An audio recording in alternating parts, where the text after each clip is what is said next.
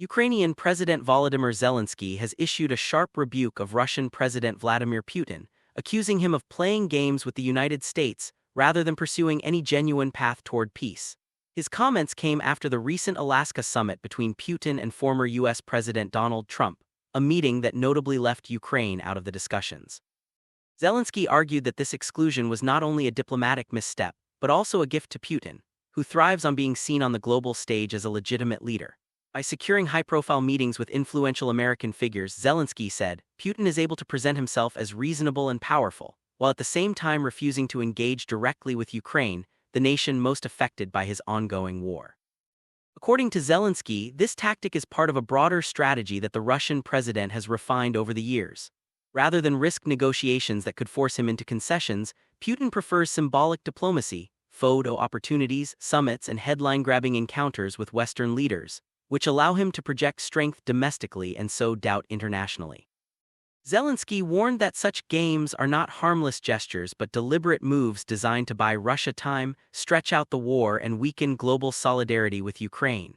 Each delay, he noted, costs Ukrainian lives, devastates cities, and prolongs the suffering of millions, while Putin gains breathing room to continue his aggression. The Ukrainian leader also stressed that these diplomatic maneuvers threat to fracture the unity of Ukraine's allies. By creating the appearance of progress through meetings with U.S. leaders, Putin can muddy the waters, making it harder for Western governments to maintain a consistent stance. Zelenskyy emphasized that genuine peace talks can only happen when Russia is willing to engage directly with Ukraine and respect its sovereignty, something Putin has repeatedly refused to do. For Zelenskyy, the issue is not just about Ukraine's exclusion from the Alaska meeting, but about the broader danger of allowing Putin to shape the narrative of the war on his own terms.